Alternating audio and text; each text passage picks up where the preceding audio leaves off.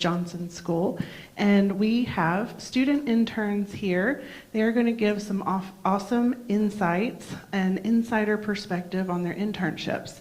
So I'm not going to introduce them. I'm going to allow them to introduce themselves to get started. If you can, please let's just go down the row, starting with Bailey. Let's do name, major, short introduction, and where you interned. Hi, my name is Bailey. I'm a mechanical engineering major. I really like fashion design and scuba diving and all kinds of art. And I interned 3 times at NASA Johnson Space Center and once at Blue Origin in Washington State. Hello, I am Jonathan Lee. I am currently a first semester full-time grad student in computer engineering here. I interned with TI over the summer in Tucson, Arizona, one of their smaller locations, as a product and test engineer intern. What was the other question? Sorry. Major. Major. Yeah, I said computer engineering. Yeah, Yes. You're good. Hi, my name is Reese Blatt. I was a computer science major. I graduated last year. I interned twice at Fidelity Investments, once in the enterprise cybersecurity department and once in the enterprise infrastructure department, and I currently work there full-time in cybersecurity. Hey everyone, my name is Vishal Mathur. I'm currently a senior and I'm majoring in computer science on the focus of cybersecurity as well. I did a summer internship at Lucid and currently I'm also working as a cybersecurity intern at Innogen as well. Hey everyone, I'm Yagna Annadata and I have done my master's in computer engineering and I currently work as a full-time at Intel Corporation as CPU physical design, but I was interning as a post-silicon validation at the same company, and I do have a software background as well. So I was a software developer, then a hardware engineer. Yeah, which leads me to my next question, Yagna. If you can share with us your background. You were in software development. You made the decision to switch to physical design, which is more hardware specific. Can you tell us a little bit about that transition? Yeah, so it wasn't an easy decision, obviously, since it's I come from a software background. So the first thing was, I was not satisfied with whatever I was working as a software developer. I was, I want to be in a product-based company where I can do something, as a physical thing. So then I got into post-silicon validation, which is basically the entry point to a hardware design. In post-silicon validation, it's mostly, you work with hardware chips and, try to validate with firmware, software, etc. And then I was like, what, this is not my thing. I want to go inside more. So that is how I went into physical design. And I'm a physical designer with a software background. And I do research work in machine learning. So I basically have machine learning for hardware engineering. So that is how it's been. And you're enjoying it now? Oh yeah, I love it. I love the hardware and software blend, and since everything is easily solvable with software, it makes life easier in hardware. It's all hand in hand always. Well, thank you for sharing. Okay, so I would like to kind of go into each of your experiences. Tell us a little bit about your day-to-day, what it looks like, what you've learned from your internship. We can start with Bailey. Yeah, so my internship mainly comprised of a lot of computer-aided design. I also learned a lot about operations at Johnson Space Center because I was primarily involved in testing. So I got to plan different testing operations in some of their large vacuum chambers, and also got to see some of their neutral buoyancy lab operations. That picture right there is when I was a test subject for one of their emergency drills in SATA, which is the Space Station Airlock Test Article, and that's basically where they have astronauts come in and do some training inside of that vacuum chamber. So that was pretty cool to do, and that's mainly what it consisted of. Yeah, so for me, I was located obviously in the Tucson office every day. I did have, like, a majority of the time, or maybe it's like 2/3, 3/4 of the time, I was sitting at my desk, writing code, like working through schematics, and basically what I was doing was like opening and closing relays, if you know what that is. Like, it was basically a big puzzle to solve, and that was very satisfying. But when I was not at my desk, I got to go downstairs. Sorry, I don't know if you can hear me. I got to go downstairs to the actual tester labs, which was really cool. And I actually have the physical chips I tested here. They're really tiny. You can't see them from here, but I'll pass them out later. Where I actually like put the little device in a socket, ran my code, and that was really fun. Like, I had to put on an electrostatic discharge resistant lab coat every time I walked in, lots of safety protocols. Got to deal with tons of fancy, expensive equipment and cables and stuff like that. And that was where I had the most fun, honestly. Yep, so for my day-to-day as like a software engineer kind of intern, all the typical work is usually you are allocated like a project at the beginning of the internship that your hiring manager gives you. So for my 2 internships at Fidelity, for example, I had a project from the beginning of the year. Essentially you work on usually like an experimental branch. Typically they're not going to be putting you into production. So my work is just coding, and I would get to work, and I would open up what's called Jira. I don't know if you guys are familiar with the software, but it's a way to partition the work that you're doing. So you get what are called tickets, like add this functionality or that functionality. And I usually, put my project to bite-sized chunks, and I'd work on my ticket for the day, or if I'm working on like one for multiple days. And I, would make my changes to my branch and usually meet with my hiring manager and my team. Typically, under your hiring manager, you're allocated like another engineer that you can bounce your ideas off of or like troubleshoot with. And so, I would talk to that individual for advice. And I'll give you an example of one of the projects I worked on. When I was an enterprise infrastructure intern, we at Fidelity have like large data centers. And so I wrote a script that would go through and it would scan our different clusters, and it would look for certain errors that disk drives could produce that often correlated with like the drive breaking. And then we would send that back to the manufacturer to get like a new drive. And that was an example of like one of the projects I worked on. I visualized that data in Power BI basically with a script. And so that's kind of what I would do day to day. So for me, I was lucky enough to have to get the experience in both like in the product side and in the enterprise side. So if you guys are familiar with cybersecurity, there are usually 2 sides, the product security and the enterprise security. So the enterprise security is basically, as you mentioned, like solving tickets. You have a lot of issues which are coming in the enterprise. You have to remediate a lot of vulnerabilities. So that's something which I used to do on a day-to-day basis. Other than that, I was assigned a project as well.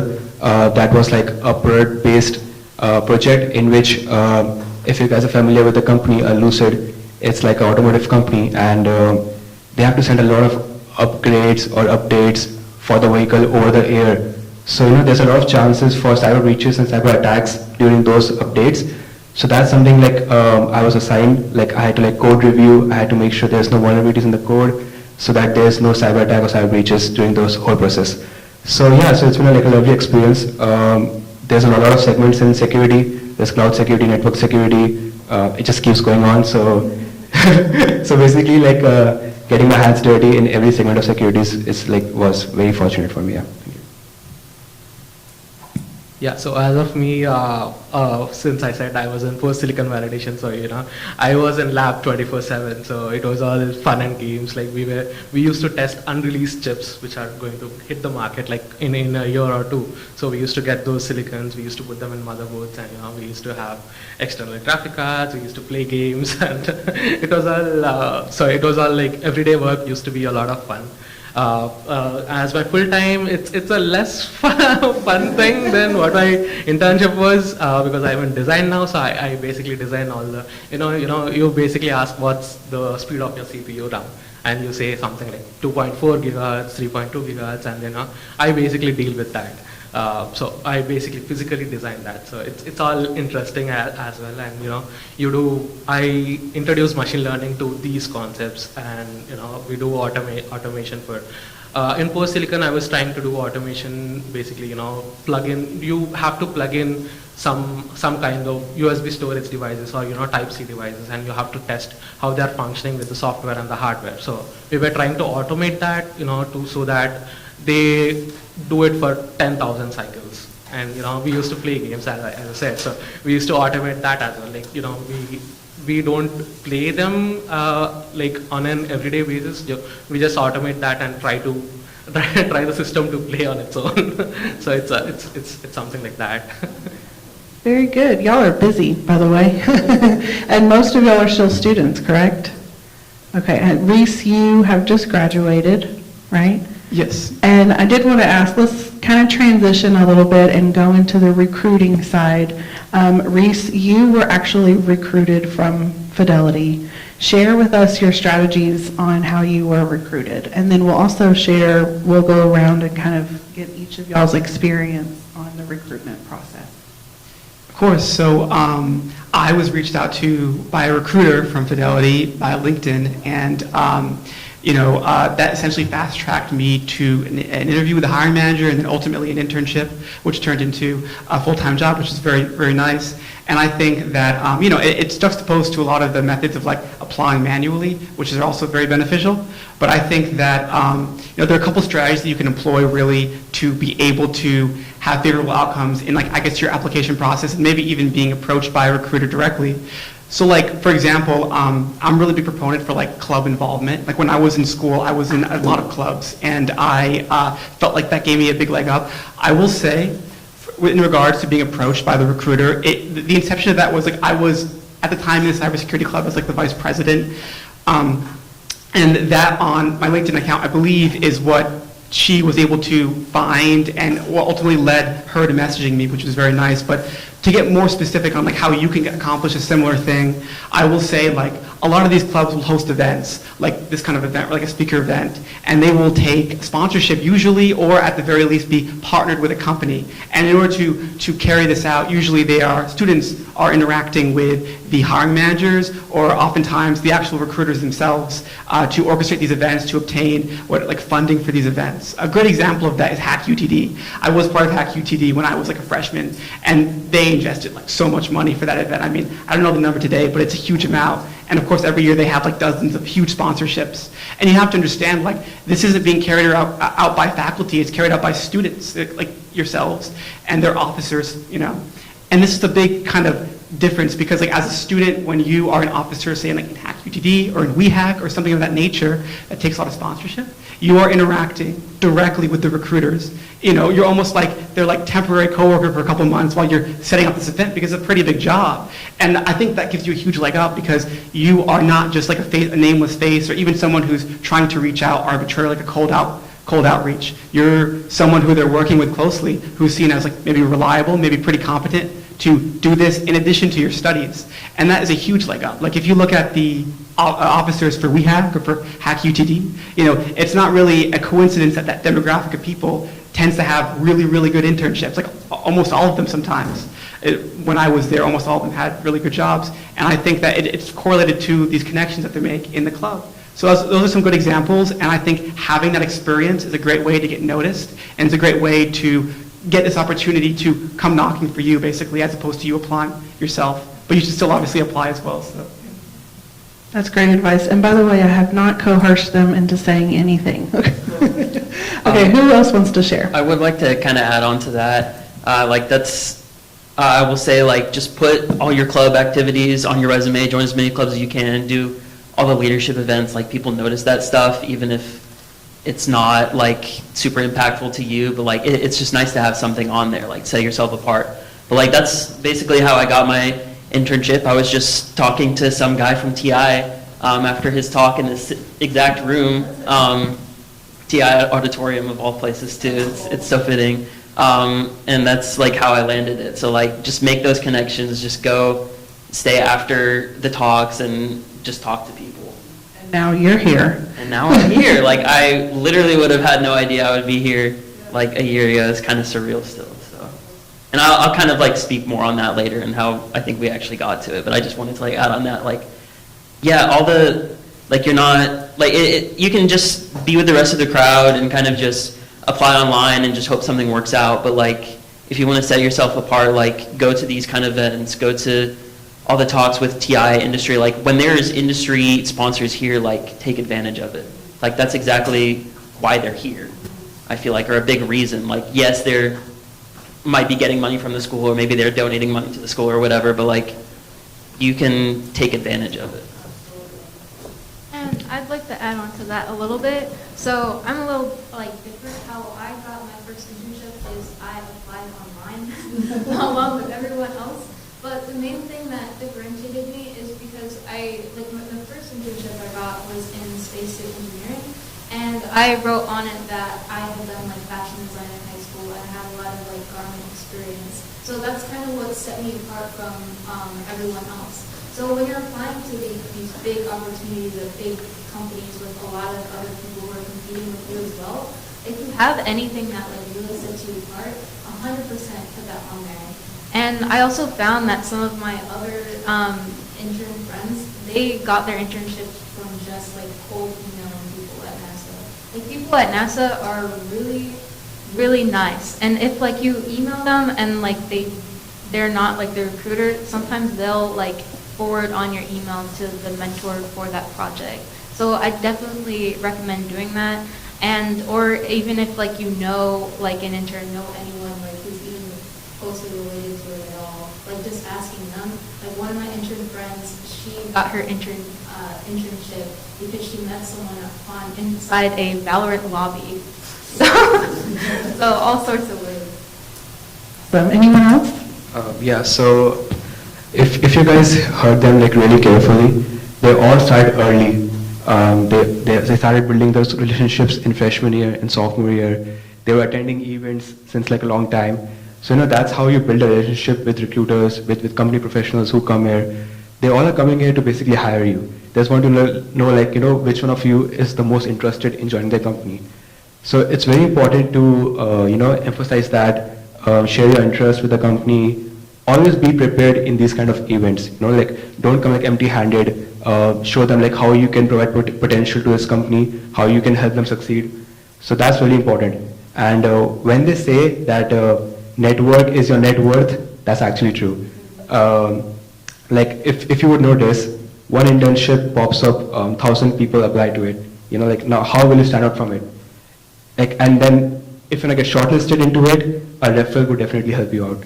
So in these kind of situations, referrals definitely helps you out. You have to try to reach out to people on LinkedIn. Some of you guys don't have connections out of like in person, so you can always definitely reach out to people on LinkedIn. Always try to reach out to people who are like UTD alumni. They're always there to help you out. Most of the times, I have got referral from UTD alumni. So that's how I got my first internship as well. So these are some of the tips which you guys should carry forward, and it's definitely going to help you. Yeah, so adding on that, I got my job as because I sent in a cold email. so I understand that. So one of my friends gave an interview to Intel, and she did not get into, but then I sent in the cold email to the same recruiter, and they reached out, and that is how the things worked out. So you should also have like your peers or your friends, so that they can help you out, reach out to the recruiters or somebody. And definitely if you should put extra apart from your coursework on your resume so that you stand out. It's because we see tons of resumes currently, and all of them have the same coursework.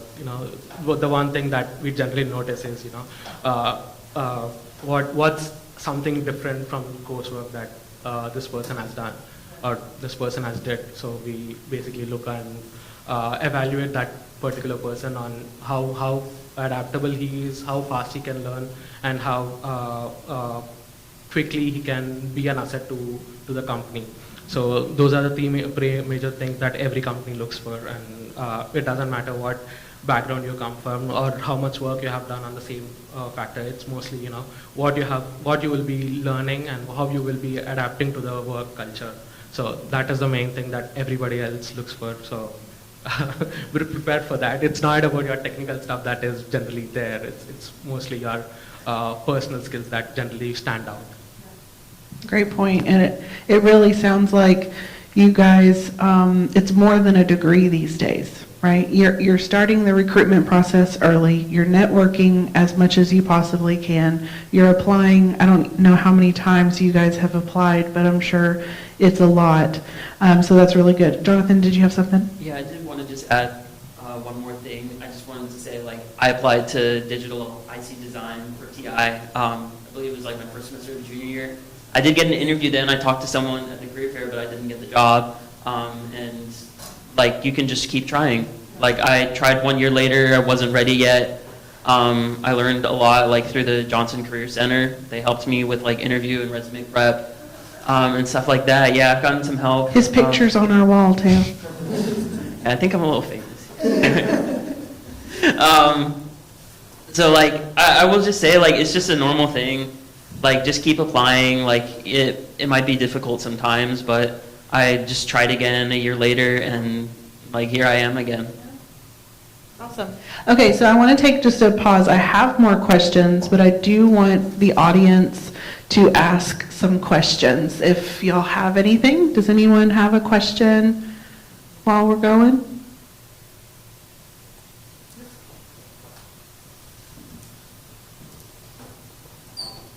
Hi, first up, I want to say thank you so much for coming out today. It's been really insightful. I had a quick question for Yagna. Do you think that your software background helped you with hardware at all, or was it kind of something you had to start from zero with? No, it did. It definitely helped me. I still use software since I'm a physical designer, but I still use software. I still have to code in Python to get around my things, a lot of things. And the people I work with, let's say, the coding skills are not as a software engineer. So the coding skills definitely help you out. Doesn't matter what role it is. If it's a hardware, you definitely use coding to get around your work more quicker and more faster. So it did help me out, and then it was definitely considered while I was getting hired. Awesome, thank you. Someone else?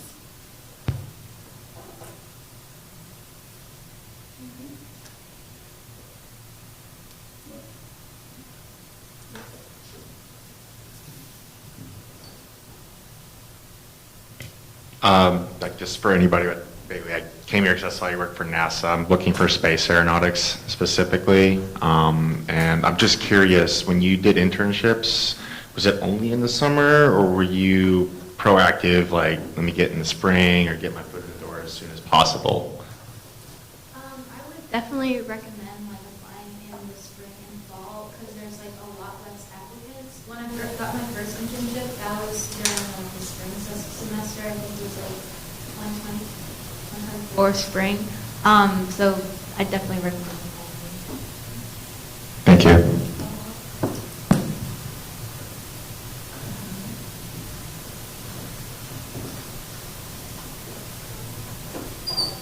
Wait, this is for Reese. You said you were working full-time now? Yes. Okay, I wanted to ask, how has your internship work differed from your full-time? Would you say that, as an intern, they gave you, I know you said you were doing tickets and stuff, but yeah, just kind of can you compare your intern work versus your full-time work?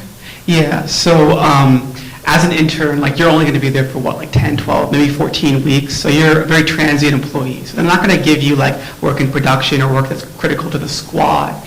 When I used the word earlier, I said experimental branch. They're going to put you on a GitHub branch probably off of that current work, more into a nice-to-have project that you should work on, right? So my example of the drive error data, that was a nice-to-have, because formally it was just a text file. It wasn't Power BI.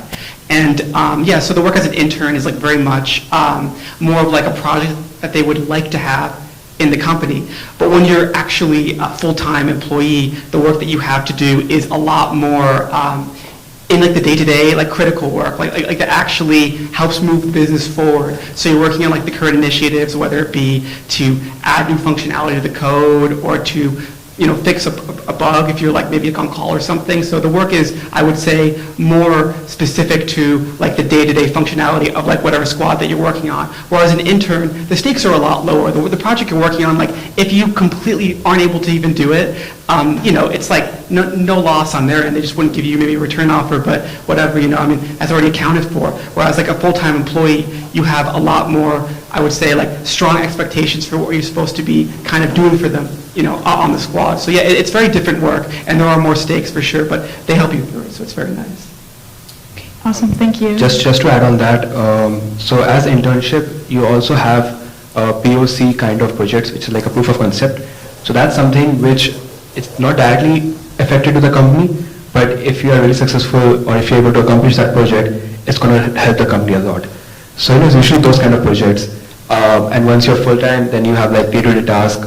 You basically are more inclined with what the company actually is doing right now. And for internships, like more for future projects, of like for more proof of concept projects. Got it. I will also say, like, they will help you along the way through everything. So, and at TI, like, especially, if you talk to any recruiter that comes here, or like anyone who works, they just say, like, it's an open door policy, just go ask questions if you're stuck. And you can set up like, just feel free to go set up a meeting with your manager, or just say, like, hey, I'm stuck, and like, they know you're new to this may be your first internship or your second internship or whatever, and like, they expect that, and they, like, what they want to see is how you can work through that, and just show that you're like willing to learn and willing to like go above and beyond, and that's how you get the return offer. That's how you get full-time position eventually. So Yeah, so adding on that, it's like I was expected to work from 9 to 5, that's it. And if I go over 5, I was asked not to do anything over 5. So there is a lot of work to life balance as well. So I was also doing the thesis on the side, so while I was doing my internship. So I was able to handle both of them together. The work-life balance is very good for an intern. And as a full-time, you get more flexible towards your work. So that's always there. yeah, they literally told me, like, you are not allowed to work past 9 to 5. Yeah. Or like, if I needed to change my hours one day because a tester wasn't available, because it's like limited hardware they have there, they say, okay, come in at 11 and then leave at 7. Or I think I did that like once or twice. Yeah, I think but they're like, you are an intern, you're not full-time, like, we can't, it's not allowed. And I'm like, that's a really good thing, because it's like, okay, I can go home now, thanks, but yeah. Yeah, I used to log off at 2 o'clock and then come back at 7 o'clock just to accommodate some timelines. So it's like that. It's every day 8 hours, that's it. Awesome, thank you. And if you don't mind, can I ask one more question? Okay, sorry. Would you guys say that there was any skill that you worked on, like outside of school and stuff, that really like made a difference during your internship? Yeah, I mean, one big thing, and I don't believe any classes at UTD, like, I could be wrong, but like explicitly teach this, is like version control management, and like using Git and GitHub is insanely important. And like, it is a huge like mountain kind of in the way that like, if you don't know how to do it, like you can get by, but you're gonna be walking up the mountain, like trying to figure it out, right? Whereas the person who goes in and like knows how to do that, you have a massive advantage, like instantly out of the gate, like before you even start coding, So I say learn how to use Git. Yeah, I didn't even use Git that much. Like, I only had to use it for like the last couple of weeks, just like a tiny bit, and I was just Googling how to do commands. But like, please learn Git. Like, please. I really wish they taught it at UTD. Honestly, that is a little unfortunate, but like, it's so useful, and like just for personal projects too. Yeah, even I use Git, and I'm a mechanical engineering major, so that's saying something. But like, the main thing that I'd say would be being able to communicate like your ideas really well.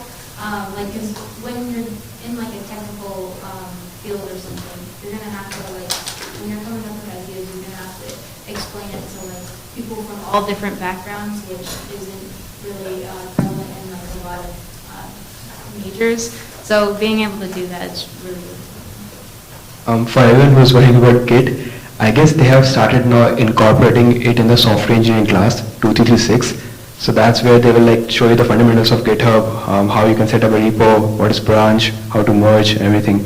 So that's something which they have started recently, but that's going to help a lot in your internships as well. I feel like another thing to mention is just like be confident in yourself, and it's like perfectly normal to go ask questions.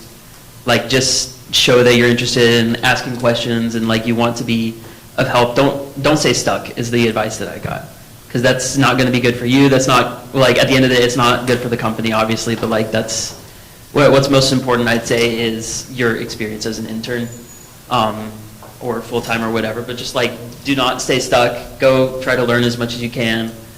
And I also realized, like, I went into it just thinking like everything was such a big deal. It's like, oh, I'm so nervous to just set up this meeting. Like, hi manager, can we set up a meeting? And like, I just thought like all those little things were just like such huge deals. And it's like, that's the least thing like that they're concerned about. Honestly, it's like just go have fun every day. Like obviously get your work done. That's important. But like go have fun with it. No one is gonna criticize you if you want to go like walk to your coworker's cubicle and talk to them for 10 minutes. Yeah, Like it's way more casual. So, no amount of questions is too many questions. You just ask how many other questions you just feel like. There is no limit to it. So fortunately enough, I was able to get a one-on-one with one of my vice presidents, and while I was getting a full-time, converting into a different team, it's an entirely different team, two different organizations. And while I was converting there, and they asked like, how is this person as an intern? Like my current manager reached out to my intern manager, and he was like, what do you think about this person? And my VP stepped in and he was like, what, you should hire him. And that is how I was able to get into a full-time job. So it's all about you, how you network and how you talk to people. And as an intern, I had a presentation about myself, and I was like, these are the bullet points. I did these things, and this is what I dream for, or this is what I'm going to do for Intel, or something like that. And then it's just how you present yourself. So you tell them, okay, this is what I do, and this is what I dream for, and this is what I'm going to do, and then most of the doors are open for you. Okay, awesome, thank you. Any other questions? Yes.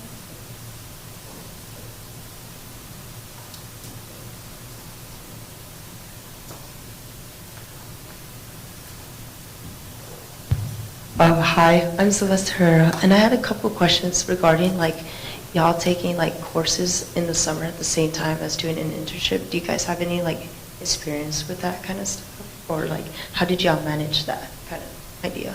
Yeah, I took courses during my second internship, and I mean, ultimately, they don't really, for me at least, this is not deterministic, but like they don't really care for me. Like if I did that, as long as I got my work done within reason. Obviously, if I had like an exam for like an hour, that's fine. I just work an hour later that day. My first internship, I wanted to take courses, but I didn't because I was just being cautious. But after seeing the culture, it was like fine, more or less, to do that. Plenty of people even get their master's degrees part-time while they work. So that's definitely accommodated for. But I would check with the employer. I mean, maybe after you've signed the offer and like it's locked in, because it may not be like kind of a little bit of pushing it sometimes. But I think that it's usually allowed.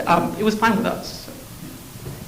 I think it depends on the professor that you deal with. Like, you ask the professor, you kind of tell him. So I was doing my thesis and my internship together.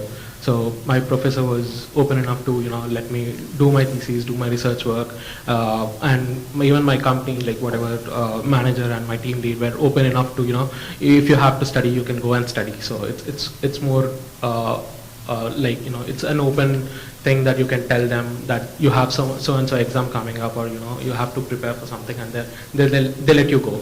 It's not like standardized that you have to work for it. I should specify my classes were virtual because he mentioned like in-person kind of stuff. So yeah, all of mine were virtual. I don't know about in-person. I worked in late, sorry if I'm asking a repeat question, but how did it go for y'all in terms of like establishing like a mentor? Was that something that was like provided for the internships that y'all did, or if not, and I guess also if it was, how did you go to, I don't know, like create connections with the other people working around you and establish that mentor relationships with them? So, from my experience with NASA and Fullerton, they set up a mentor for me. I was a little bit of a different case at Blue because I had an initial mentor, and then I finished my intern project too fast, and then I was interested in like flight operations, so then I switched over there, and I got in contact with someone over LinkedIn, and then sat in for a couple of sims, and then they assigned me a mentor who was interested in that. So that was kind of how that went. For me, I was also assigned a mentor just like right from the start. Mentor, just like another full-time employee. He was just a few years older than me, went to A&M. And I basically went to him for any questions. He was a super smart guy. And yeah, it was just a great experience. I don't know exactly how it works. I'm sure it just depends on the company, honestly. Probably as an intern, like you'll get some sort of help. Like regardless if it's your manager, if it's another mentor buddy, like you can always go ask for help with someone. But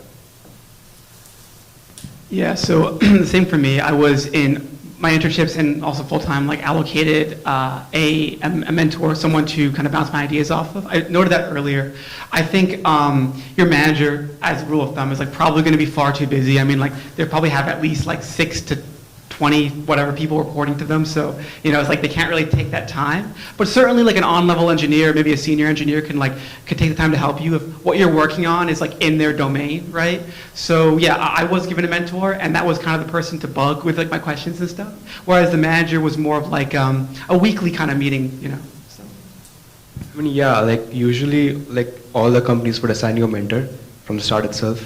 But like if you want to work in a different team and you're interested in, you can definitely reach out to other professionals in that team. And if you tell them like, I want to work with you in this project, they can also mentor you for that project as well. So it just depends on your interest, basically. Yeah. Yeah, even I was assigned a mentor. I currently live with him, like we both are in the same house. So, and he was my mentor, and he kind of let me talk to other people. I just started slow. I was just talking to people in my team. Then I started talking to one level above, like a skip level, and then I reached all the way to a vice president where I could directly talk to them and tell them, okay, this is what. And one more extra thing that I did was, since I was already in the company, I had some internal resources on if somebody is hiring on a different team. I just go search their name and I just reach out to them, and I was like having a one-on-one sessions with them as well. Like they were mentoring me or telling me, okay, these are the things that you need to qualify for this job, and these are the things that you need to excel in this particular role. So if you can get those advices and you listen to all of those and you can apply them, and you would be able to get into anything. yeah, I will say like you can have a mentor and you can just let that be your mentor if you want, and you just go to them for questions and stuff. But like I'd say mine was a pretty good friend by the end of the summer, and like that leads to more connections. Like you're friends with him. Oh, now they're friends with all these other engineer teams. Oh, they know the manager of this, who's the actual manager, like who. I don't know what I'm saying. Sorry, but like they're higher up. There's just higher ups you can contact, and like it's all just the connections at the end of the day. And like you could have one buddy who's buddies with another team, and you can find out more about that team if you want. Like there was product marketing engineering, and I got to see like more of that side than just the actual like physical circuits and coding and stuff for me. And it's like you just get a good taste of everything just by making those little connections. Yeah, one thing that Intel does is we have something called as cohort, and like this is all the people from different backgrounds. So it can be a senior engineer, it can be one of the like a recent graduate. We have these cohorts, and then it is led by one of the mentor. So we kind of learn from them on what do they do, and what they work on. It can be from a HR team, it can be from a engineering team, it can be from a marketing team. You never know whom you're going to get to talk to. So it's always it's fun to hang out with those people, and you'll learn a lot about your company in a different perspectives. Awesome. Thank you, guys. Other questions? Yes, sir.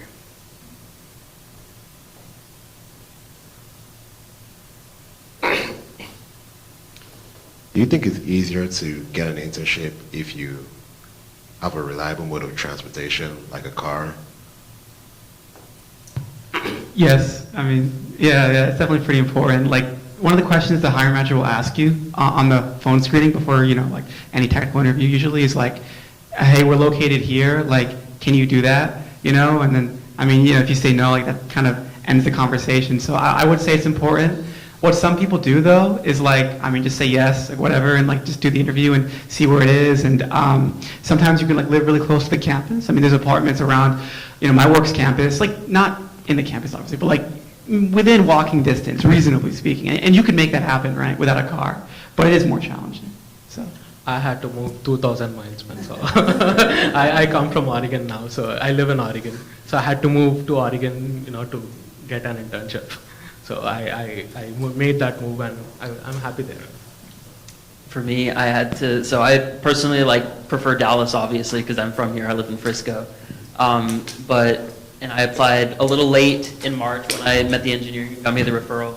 But they asked me, like, one of the first things was like, are you willing to relocate? And I just said, yes, absolutely. Because I want the internship. That's the most important thing. So I packed my car and I drove to Arizona. And I drove back over the summer, and it sucked a little bit, but I mean, that's part of it. That if it means you get an internship, an amazing experience, like 100% worth it.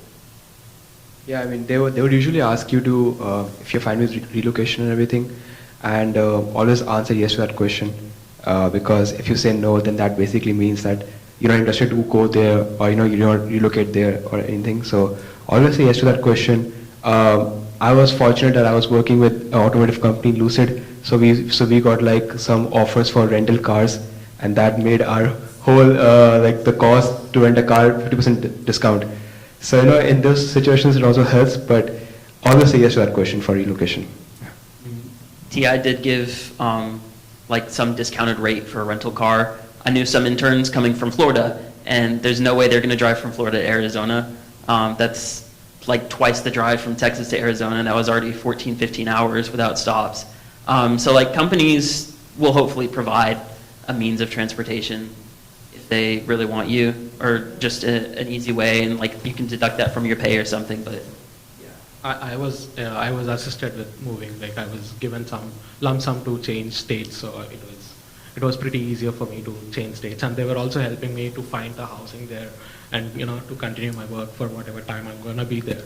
So it wasn't a concrete thing while I was going there. So I did not know if I would get a full time in Portland, but I still went ahead. I was open to that, and I think companies actually like it if you're open to certain things, because it tells you that you're open to explore and adapt. So it's like you have to be open to relocation. oh, sorry, I'll just mention real quick. Like I totally forgot to say this, but like they did give me a relocation bonus, like that, and I was able to cover housing all summer and gas and whatever. So, yeah. Yeah, for NASA and Blue Origin, you don't need to have a car. And Blue Origin provides housing and a relocation. NASA does not.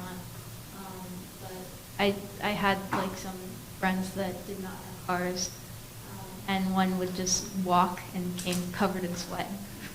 So, I mean, you don't have to. They might transport you out of the in the space though. So. Thank you, guys. Okay, another question here, and it does sound like they're willing to pay for these things and get you there as long as you're willing, basically. Yeah. So this is for Bailey and the engineering stuff. Blue Origin is in Dallas, I presume? It was in Washington, so I drove all the way to Washington. Okay, and I'm assuming the other one was in Houston for NASA? So they don't cover transport or housing or anything, it's all on the intern? Yeah, not for Houston. I know there's like another intern that's from Puerto Rico, so we'll figure that out. Okay, sounds good. That's really what I wanted to know. Other questions?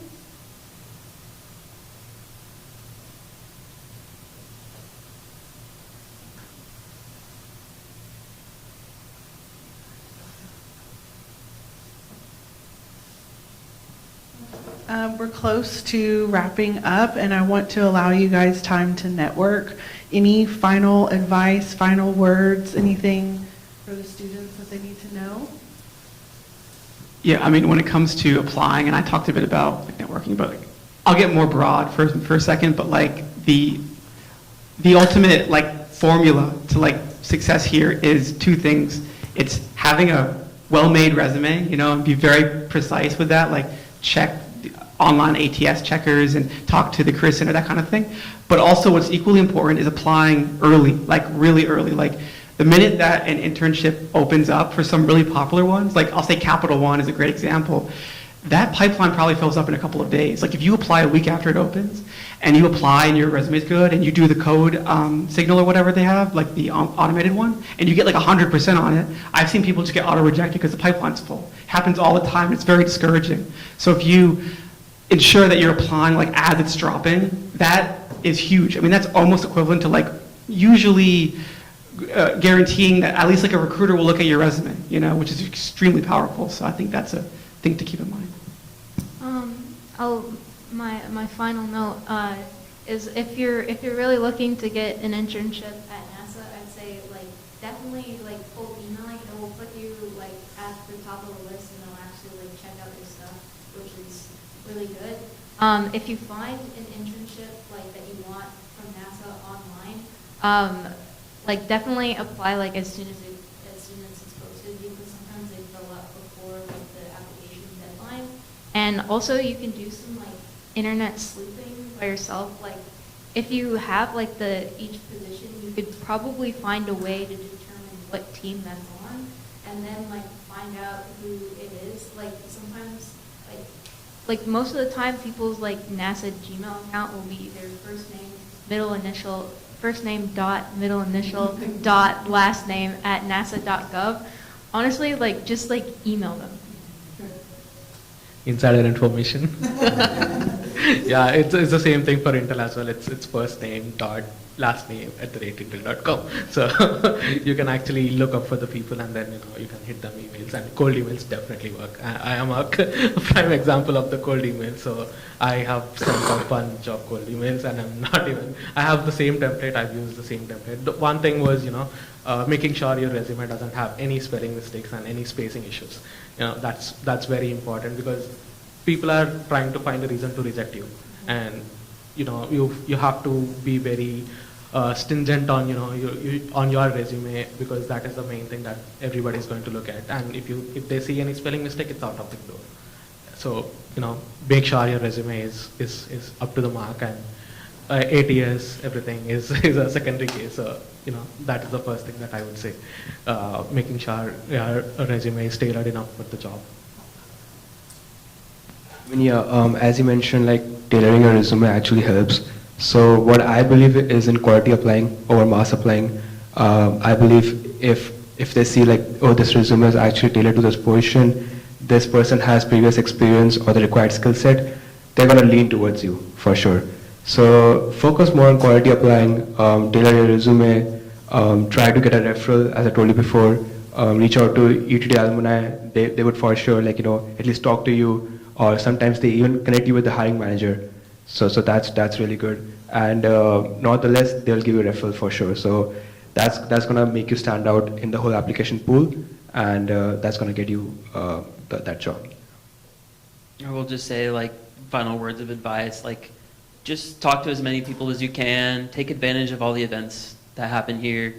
I think Toyota's been on campus, Corvo, I've seen Ericsson, like, obviously depending on what kind of job you want in your field, but like, just go to all the events, go shake the recruiter's hand, say, hey, can I get your LinkedIn? Oh, I really like this company, or just try to connect it somehow, make them remember you. Like, I'm not saying go wear like neon clothes for the day, because they, like at a career fair event, like it's probably not a good idea, but just do things to stand out, go have fun.